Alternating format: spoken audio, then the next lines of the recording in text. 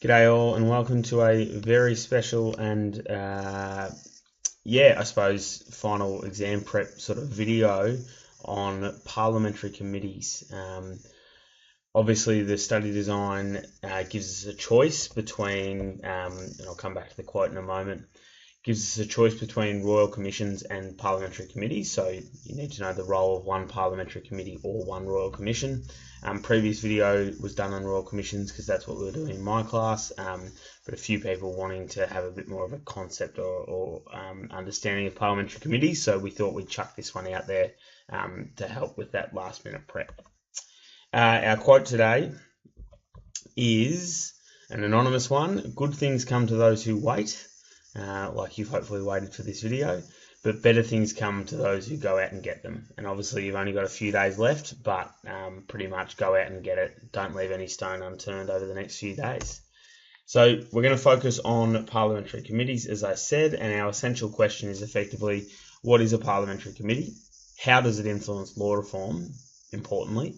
And what is an example of one? And we'll have a brief look through that.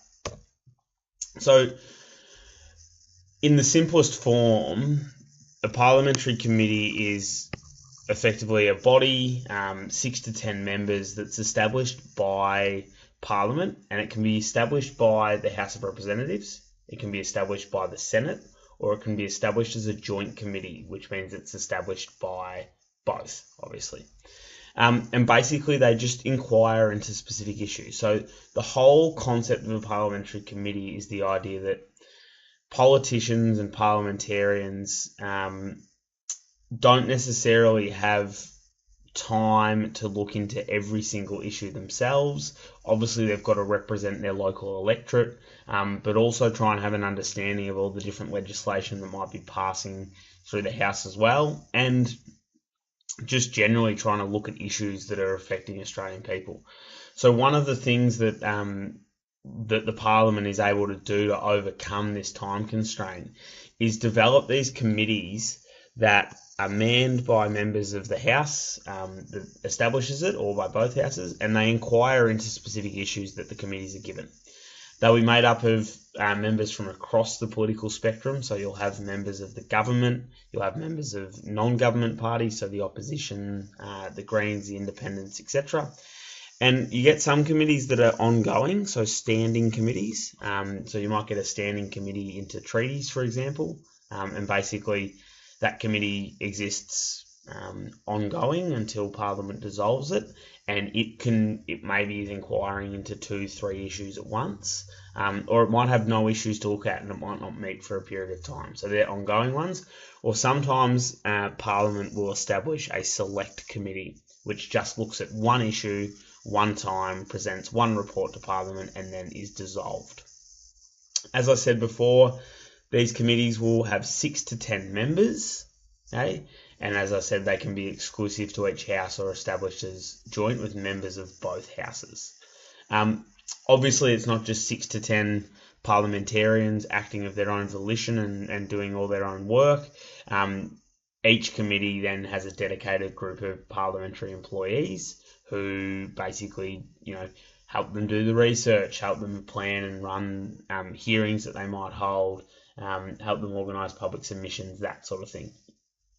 And that's basically what the committee does in terms of their operation. Is they hold hearings, they do research, they ask for public submissions. So a big part of their work is, because Parliament is obviously meant to represent the people, a big part of a parliamentary committee's work is to put out into the public, and they use newspapers, they'll use Parliament website, they'll use social media, etc., and say, we are looking at this issue, please send us in any submissions. So, for example, the Senate had a committee before the plebiscite into same-sex marriage that was looking into how religious freedoms might be protected in a same-sex marriage act. So around people who might want to refuse to help or work for same-sex couples in a wedding, say florists, celebrants, etc. So the Senate looked at, or a Senate committee looked at how those laws might play out.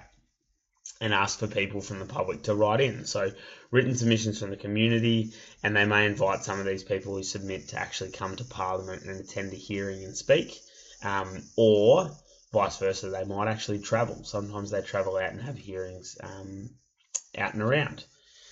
Some examples of both select committees, so single report and ongoing standing committees, are recently established, I think last year maybe, a select committee into electric vehicles in the Senate, and they're literally doing one inquiry at the moment, which is into the use and manufacture of electric vehicles in Australia. So just looking at, I suppose, how to potentially develop that industry, but also any legislation that might need to be passed to regulate that industry, considering that it is a new technology, and we know one of the reasons for law reform is technological advancements. A few standing committees that exist. An interesting one, there is a joint standing committee for Northern Australia. Big focus point for the Liberal Nationals is getting voters in the northern parts of Queensland, WA and the NT, lots of farmers up there, etc. They're currently doing no inquiries, but they've recently handed down basically like this strategic plan for the north of Australia for the next 20 years or something like that, and all to do with tourism and farming regulations and that sort of thing. So that's the sort of committee that might exist. There's a standing committee in the House of Reps for Employment, Education and Training that is currently looking at an inquiry into funding Australia's research. So that you can look that one up online, obviously around how to make sure that scientists have money to research things.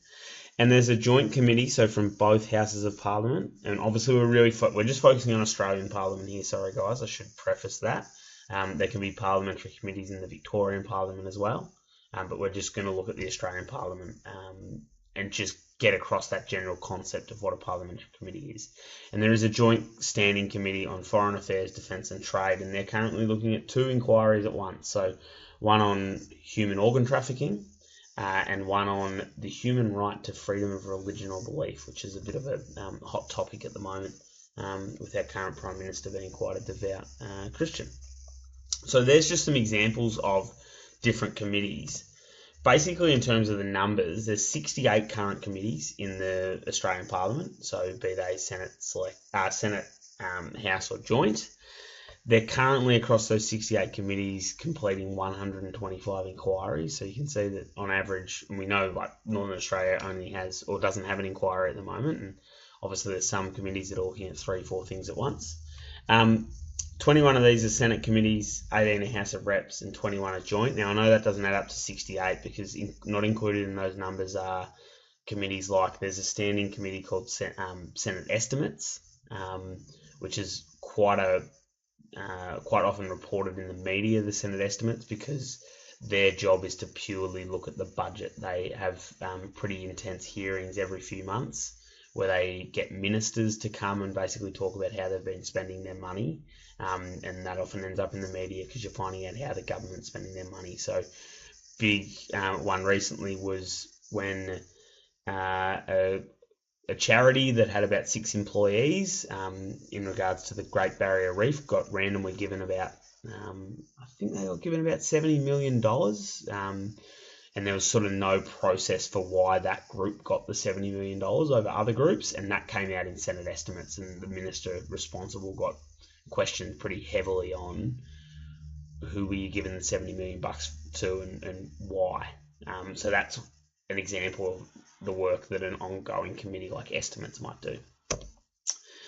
Obviously, the skill is to evaluate the ability of law reform bodies, so evaluate the ability of parliamentary committees to influence the change in the law, and we're obviously thinking about this question from the VCAR sample exam. So there are bodies that are more effective than the VLRC, with reference to either parliamentary committees or royal commissions. Discuss the extent to which you agree. So basically, with reference to parliamentary committees, do you believe that there are bodies that are more effective than the VLRC? Well, parliamentary committees, the key reason why I think you'd want to argue that they're really going to be really effective is because they're filled by parliamentarians. They're filled by the people who vote on these things. So we talk about the VLRC or a Royal Commission. being established and the members of that being selected there from outside Parliament, parliamentary committees are filled with lawmakers. Therefore, they're more likely to go back to their parties and influence the way their parties are going to vote, and therefore potentially lead to a change in the law. So they're a really effective law reform body for that purpose, and because they're filled by parliamentarians from across the political spectrum, so it's not one-sided. And often they're just inquiring literally into, hey, we're looking at doing this bill, can you just look into it and then let us know if it's a good idea? So they're often actually looking at law reform that's already being considered, therefore they're more likely to get that bill passed and influence that law reform. But same as our other law reform bodies, Parliament's got no obligation to act on what a parliamentary committee does. Because they are from across the political spectrum, they can get very partisan in nature, where basically Labor members are fighting with Liberal members, Greens members are fighting with Liberal National members, etc. And hence why you get some really good sound bites in the media of people basically abusing each other. Not only does Parliament have no obligation to act, they don't even have to respond to a committee's report. Like, a committee can go and do all this work and Parliament can do literally nothing about it. And often, which is just a little tricky one, is that recommendations are often about just processes the government can implement or things the government can do. So if we look at, for example, the Northern Australia one, they've come up with a plan for the next 20 years for Northern Australia. All of that's based around executive action from the government. So the channeling of funds into certain things in Northern Australia, the issuing of grants, etc. Stuff that doesn't require laws to be passed. So often parliamentary committees aren't actually looking at legislative actions. They're focused on executive actions and therefore can be not super effective at law reform because they're not looking at law reform. I've got a link here to the official Parliamentary Committee's website, and I'm just going to show it to you. So the screen grab should still work if I discard those annotations.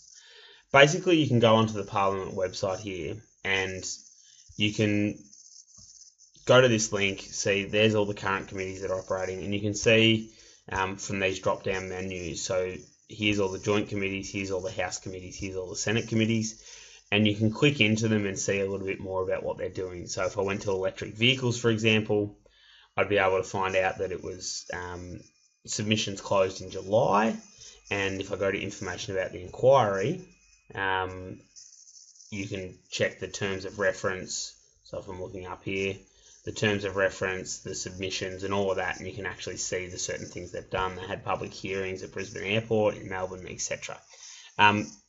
If I go back though, I know you do need to know one specific example, and hopefully if you've done parliamentary committees, your teacher has given you one, but if for some reason they haven't, I find a good one that you could potentially look at is if we go into former Senate committees. So if we go to look at ones that are already finished, there's a really interesting one here that, and now I've got to be able to find it,